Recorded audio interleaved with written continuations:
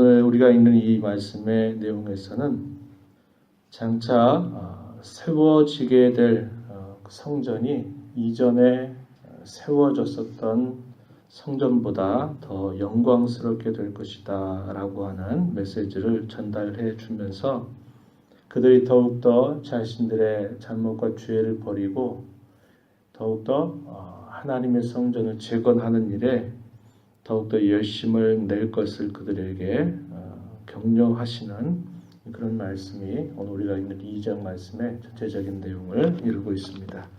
우리가 어제 1장 읽으면서 대략 이야기를 나눴는데 70년 포로 생활을 하였던 이스라엘 백성들이 하나님의 기적적인 은혜로 예루살렘으로 다시 돌아와서 보니까 예루살렘이나 성전도 그러하고 성벽도 다 황폐화된 그런 상황이 있었고 이미 70년이라고 하는 시간이 지나면서 이 예루살렘에 거주했던 사람들이 자신들의 기득권을 가지고서 이 낯선 곳에서 온 이 사람들을 아주 대적하는 그런 태도를 취하게 됩니다. 이들이 돌아오자마자 가장 먼저 한 일은 성전을 재건하는 일들을 시작했는데 간 지 불과 얼마 되지 않아서 이 사마리아인들이 거세게 대적하는 그런 일들을 맡게 되면서 이 성전을 건축하던 일들이 꽤 오랜 시간 동안 방치가 되어버렸습니다. 그러면서 시간이 많이 흘러왔던 것이죠.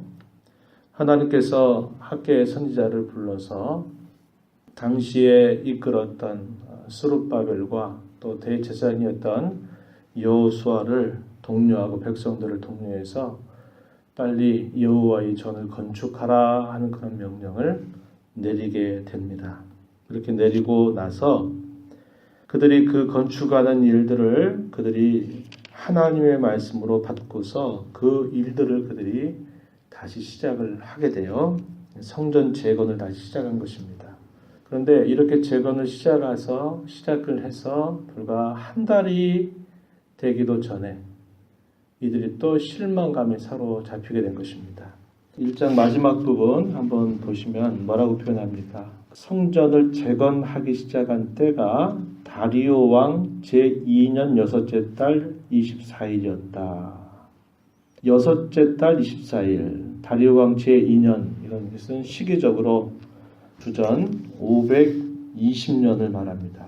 성전이 재건했던 시기가 여섯째 달 24일이라 그랬습니다. 이때 백성들이 하나님의 말씀을 받고서 총독이나 대제사장이나 모든 백성들이 성전을 재건하는 일들을 다시 말씀하면서 심취하기 시작을 했는데 2장 1절에 보세요.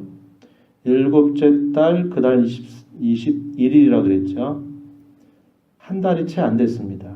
또 하나님의 말씀이 학개에게 임하는데 그 말씀을 스룹바벨과 여호수아와 남은 백성에게 이렇게 말하라. 하나님의 말씀을 다 듣게 한 것입니다. 그러면서 3절 보세요. 너희 가운데 남아있는 자 중에서 이 성전의 이전 영광을 본 자가 누구냐? 이 성전의 이전 영광, 이 말은 솔로몬 성전을 이렇게 표현한 말입니다. 솔로몬을 통해서 아주 값비싸게 지어진 하나님의 집, 이것을 말하는 겁니다. 이전 영광을 본 자가 누구냐? 이 말은 약 70년 전, 거의 70년 정도 전에 솔로몬 성전이 있었던 것을 본 사람들을 말합니다. 그러니까 이분들은 어떤 연령이 굉장히 많은 분들이겠죠. 적어도 70여 세가 넘은 그런 사람들을 말합니다.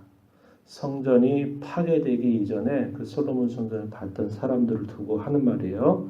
본 자가 누구냐? 이제 이것이 뭡니까?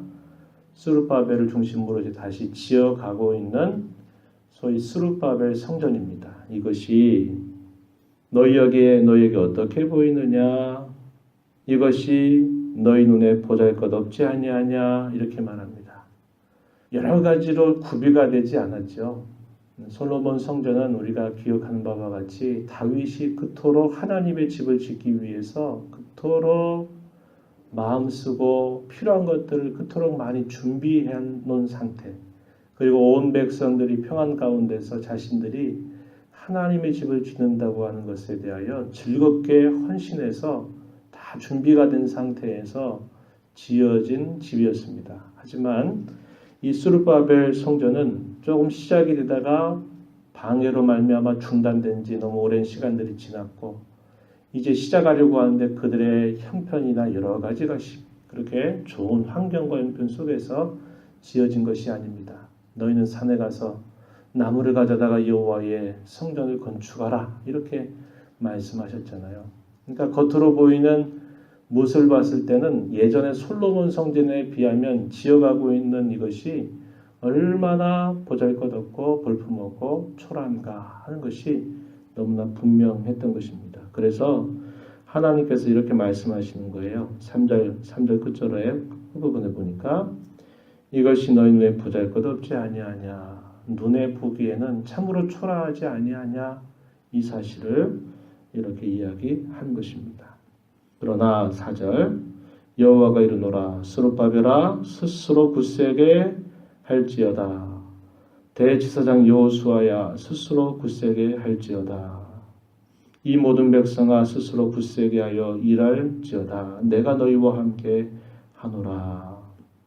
당시 전체를 이끌어갔던 스룹바벨을 향하여 또 대제사장인 여호수아를 향하여 그리고 모든 백성들을 향하여서 굳세게 해서 일하도록 해라. 이 말은 낙심하지 말고 눈에 보이는 것이 비록 초라해 보이고 예전의 성전에 비해서 너무나 볼품없어 보인다 하더라도 너희 마음을 굳세게 해서 이 일을 하도록 해라. 여호와의 말이다. 여호와의 말이다. 이렇게 말씀하시면서 내가 너희와 함께 한다. 이렇게 하나님께서 그들을 격려하시게 됩니다. 5절 말씀에 계속 보세요. 너희가 애굽에서 나올 때 내가 너희와 언약한 말 나의 영이 계속하여 너희 가운데에 머물러 있나니 너희는 두려워하지 말지어다. 두려워하지 말라. 내가 너희와 함께한다. 이렇게 하나님께서 말씀을 하시는 겁니다. 6절에 만군의 여호와가 이같이 말하노라 조금 있으면 내가 하늘과 땅과 바다와 육지를 진동시킬 것이다. 히브리서 12장에서 수요일날 함께 이 부분의 말씀을 인용했다. 이렇게 이야기했습니다. 바울 히브리서를 기록한 사도가 이 말씀을 인용을 해서 장차 메시아께서 오시게 될 때 하늘과 땅을 진동시키고 변화시킬 것이다 라고 하는 말씀을 이야기한 바 있는데 바로 이 구절을 인용한 것입니다. 조금 있으면 내가 하늘과 땅과 바다와 육지를 진동시킬 것이요 또한 모든 나라를 진동시킬 것이며 모든 나라에 보배가 이르리니 내가 이 성전에 영광이 충만하게 하리라. 만군의 여호와의 말이니라. 이렇게 말씀하시죠. 하늘과 땅과 바다와 육지를 진동시킬 것이다. 모든 나라를 진동시킬 것이다. 모든 나라에 보배가 이르겠다. 이 보배가 뭐라고 표현하냐면 사모하는 것 말하죠. 뭘 뜻하냐면 장차 오실 메시아 예수 그리스도 그분을 이렇게 예표하고 있는 말씀이에요. 그분이 와서 하늘과 땅과 바다와 육지를 진동시킬 것이다. 이렇게 말씀하면서 진동치 않는 나라가 임하였다라고 히브리서 12장에서 보면 이야기하죠. 그분이 오시게 됨으로써 내가 그분이 오시게 돼서 이 성전 스룹바벨 성전의 영광이 충만하게 할 것이다. 이렇게 하나님께서 말씀하십니다. 9절에 가서 보세요. 이 성전의 나중 영광이 이전 영광보다 크리라. 만군의 여호와의 말이다. 내가 이곳에 평강을 줄 것이다. 이렇게 말씀을 하시게 됩니다. 무슨 의미일까요? 히브리서 말씀을 보면 예수님은 참 성전 그 자체이십니다. 이 땅에 세워졌던 성막이나 성전은 하나의 그림자입니다. 어떤 그림자요? 예수 그리스도께서 이 땅에 오셔서 이루실 참 성전, 그것의 하나의 그림자고 예수님이 이 땅에 오심으로 세워질 새로운 성전은 그것이 참 성전이다라는 것을 성경이 가르쳐 줍니다. 그 참 성전에게 이루어질 영광은 우리의 눈에 보이는 어떠한 눈에 보이는 성전과 비교될 수 없을 만큼 영광스러운 것이다. 이렇게 이야기합니다. 그 성전이 어떻게 지어졌습니까? 예수님 안에서 오늘 저와 여러분을 그 성전으로 초대하셨고 그 성전이 되게 하신 겁니다. 우리가 이 땅에 살면서 우리의 모습이 굉장히 초라해 보일 수 있어요. 겉모습은 믿지 않는 사람들과 뭐가 다르고 예수 믿는다 그래서 병 안 걸리고 문제 없고 늘 좋은 일만 있는 것 아니잖아요. 오히려 예수님 믿는 것 때문에 더 많은 시련도 당하고 어려움도 당하고 그럴 수 있어요. 또 병으로 인하여 고생하고 어려움을 당할 수도 있습니다. 그렇지만 그것이 겉에 보이는 그런 초라한 모습이라 그래서 그것이 끝이 아니라는 거예요. 장차 우리에게 이루어 주실 영광스러운 우리의 미래를 성경이 약속하고 있는 것을 우리가 붙잡는다면 우리는 그것을 확신할 수가 있는 거죠. 우리가 짧은 인생을 살면서 비록 초라해 보이고 별스럽지 않아 보인다 해서 낙심할 것이 아니고 우리에게 가져다 주실 그 영광스러움은 그 어떤 것과 비교될 수 없을 만큼 찬란하다라는 것을 성경이 저와 여러분에게 약속하고 있는 겁니다. 그래서 우리가 이 땅에 사는 동안 힘써야 될 일이 뭘까요? 오늘 학대 선지자를 통해서 스룹바벨에게 그리고 여호수아에게 모든 백성에게 하신 말씀, 굳세게 해서 이르라. 굳세게 해서 이 성전을 세워가라. 그렇게 말씀하셨는데 그게 뭘까요? 우리 안에 충만한 그리스도의 영이 우리 안에 충만하게 거하게 하는 일을 힘써가라고 하는 것입니다. 우리를 참된 성전으로 합당하게 만들어가는 일들을 낙심하지 말고 계속해서 하라고 하시는 하나님의 말씀으로 우리는 이 뜻을 받아들이게 되는 것입니다.